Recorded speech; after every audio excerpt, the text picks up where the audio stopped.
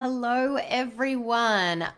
Okay, so I wanted to hop on here today to talk with you about food journaling because I have found that it can be really, really helpful for families that are trying to reduce their child's ADHD symptoms naturally through diet. So that's what I'm here to talk about today.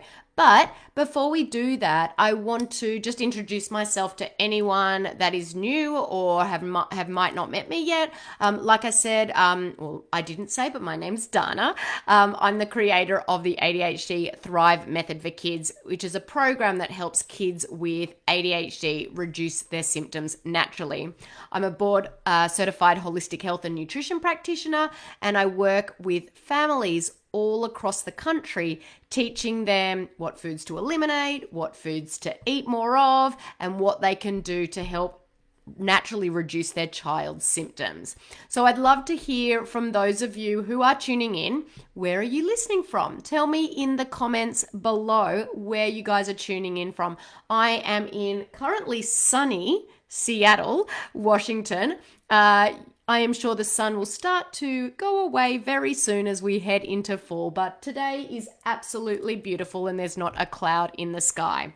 So let's get started. Like I said, food journaling is often the missing piece of the ADHD puzzle for many families. Now, often parents who have already cleaned up their child's diet by removing gluten and dairy and soy come to me and say things like this. Okay, so my child had a complete meltdown yesterday and I can't figure out what triggered it.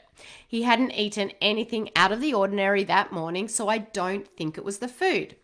What these parents often don't realize is the bodies can react to foods sometimes several days after eating them. What that means is that your child's meltdown might not be because of the food they ate that day or even the day before. The meltdown could have been triggered by foods that they ate earlier in the week.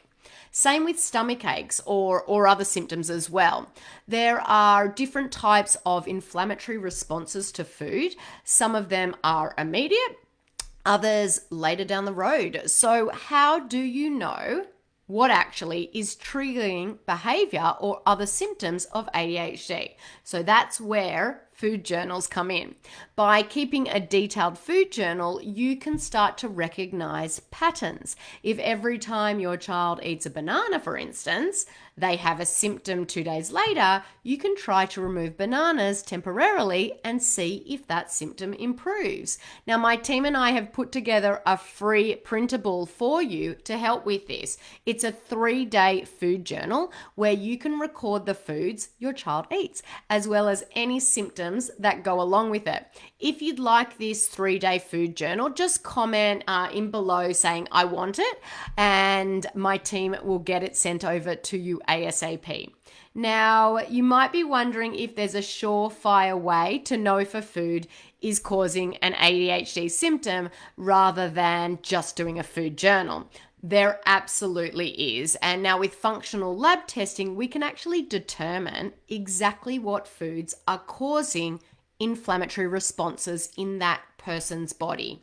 Detailing food journals can likely help figure out what foods are likely causing issues, but if you really want to know for certain, which some people do, lab testing is definitely the way to go. So I'm going to pop a couple of links actually in the comments section below in a minute, and the first one is a link to the lab testing video I recently did where I explained a lot more about the functional lab tests that I do.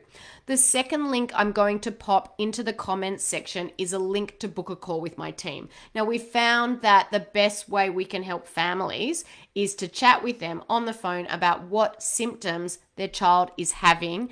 And from that, we can help determine if lab testing is necessary or not, because I will tell you, a lot of the time it's not. You may think it's the be all and end all, but really, about 50% of the kids that we work with, we simply change the diet and we don't need to go further to functional lab testing. So the best way that we can work out with you if lab testing is the way to go or not is for us to get a full health history of what's going on. So I'm going to pop that link to book a call with me or my team to work out whether or not lab testing is for you. But as always, if you have any questions about anything that I've shared today or otherwise, please reach out to me via PM or via the comments. I'm always happy to help. So hopefully today was helpful for you. If you've got any questions, let me know, and I hope you all have a wonderful day. Take care.